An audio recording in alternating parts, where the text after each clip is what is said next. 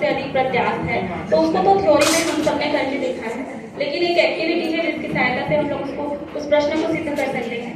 जैसे मेरे पास एक रबर है और ये एक स्टील की स्केल है, इसमें ये बताना है कि दोनों में से कौन अधिक प्रत्यास्थ है। तो अगर रबर में मैं बल लगाती हूँ, मान लीजिए इसका मान x, 2x, 3x, 4x टूट गया, लेकिन इसकी बजाय अगर स्टील का एक स्केल है, अगर मैं इस पर बल लगाती हूँ x, 2x मान 3x, 4x, तो क्या हुआ, ये वापस अपनी व्यवस्था, मतलब इसमें डिफॉर्मेशन ज्यादा नहीं हुआ, रबर में ज्यादा हो गया, रबर क्या है टूट गया, लेकिन इसमें ज्यादा विकृति नहीं आई। तो इससे ये सिद्ध कर सकते हैं, क्लास में बच्चों को दिखा सकते हैं कि अधिक प्रत्यास्थ है। Thank you. इसको अपनी प्रारंभिक मूल अवस्था में आने में अधिक समय लग रहा है, जबकि रबर तुरंत आ जा रहा है, तो वो वस्तु प्रत्यास्थ होगी जो अपनी प्रारंभिक अवस्था में लौटने में अधिक समय लेती है। ठीक है। प्रतिबल जो उन्होंने बताया, प्रतिबल जो वस्तु के एकांक अनुप्रस्थ एकांक अनुप्रस्थ काट पर वस्तु के द्वारा उठाया गया प्रत्यनयन बल, जिसे हम प्रतिबल कहेंगे, है ना। वो विकृति क्या, विकृति 3 प्रकार की है। एक और चार्ट बना हुआ है, मैडम समझाएंगे।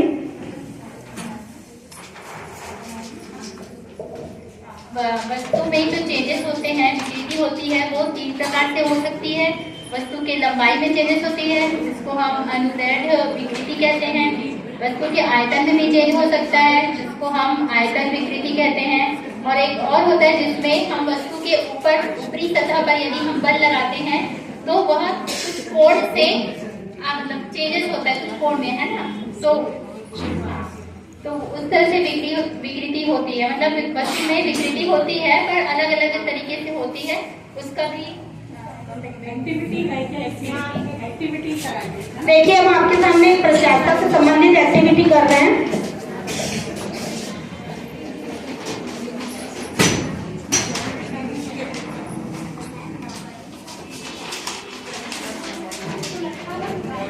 ये देखिए, एक सिंपल प्लेटफॉर्म बनाया है जिसमें मैंने ये कैमरा चल रहा है,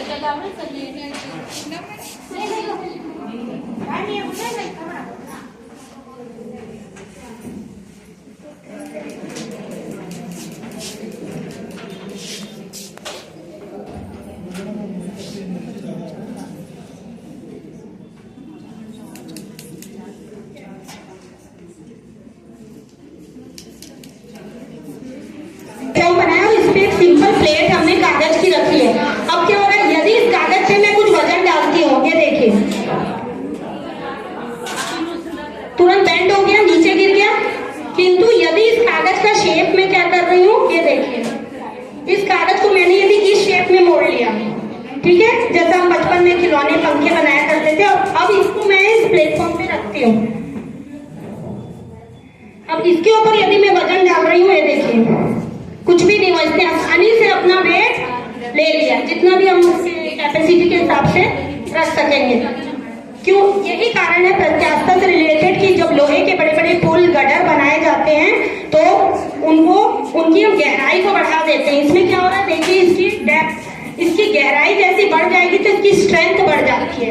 उस प्लेन कागज पे जब वजन पड़ रहा था तो वो गिर जा रहा था, लेकिन जब हमने इस रूप में उसको मोड़ दिया तो उसकी स्ट्रेंथ कई गुना बढ़ गई। यही कारण है कि जो बड़े बड़े पुल है उसमें प्रतिदिन हजारों गाड़ियां आर पार हो जाती हैं, लेकिन वो आई शेप में बनाए जाते हैं और वो गिरते नहीं है, क्योंकि उनमें लोहे की जो सरिया है, बैंड है, वो यू शेप में मुड़ जाते हैं, जिससे उसकी डेप्थ बढ़ जाती है। डेप्थ बढ़ती है तो उसकी स्ट्रेंथ इंक्रीज हो जाती है। ये हमारे पीपीटी में ई कंटेंट में है।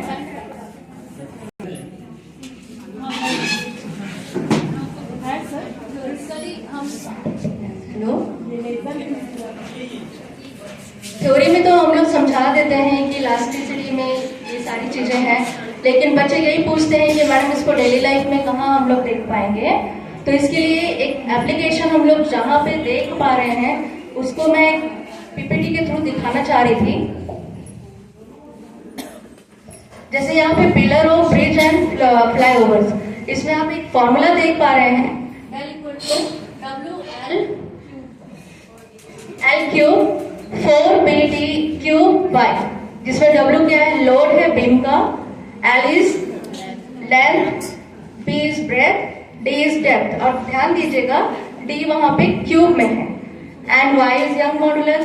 तो अकॉर्डिंग इसके हिसाब से हम लोग देखते हैं, अगर हम स्टेट में रखते हैं b में, तो यहाँ पे जैसे ही लोड ओवर हो जाएगा, एक कैपेसिटी रहती है प्लेन ब्रिज की, अगर वो लोड ओवर हो जाएगा तो वो बैंड होना शुरू हो जाएगा, और उस बैंड को बोलते हैं बकलिंग, जिसके कारण आप जान रहे हैं कि एक्सीडेंट वगैरह होते हैं। तो इसके लिए यहाँ पे आई शेप ब्रिज, आई शेप में यहाँ पे यूज किया गया है। और इसमें एक खास बात ये भी है कि आप देख पा रहे हैं फॉर्मूला में b से ज्यादा यहाँ पे उसकी d को, मतलब उसकी चौड़ाई, जो उसका डेप्थ है उसको ध्यान दिया गया है। तो चौड़ाई ज्यादा रहेगा तो हमारी ब्रिज सेफ रहेगी। ये एक एप्लीकेशन है।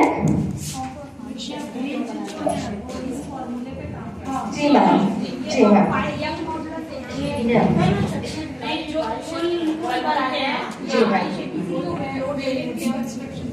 जी जी, अकॉर्डिंग टू दिस फॉर्मूला।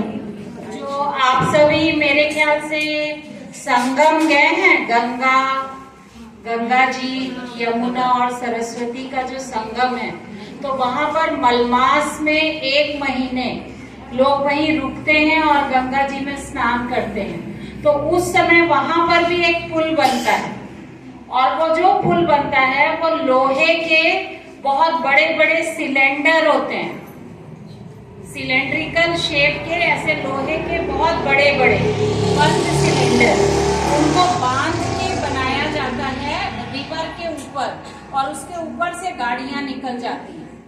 तो ये हम लोग काफी सालों से, जब मैं बहुत छोटी थी तब से देखते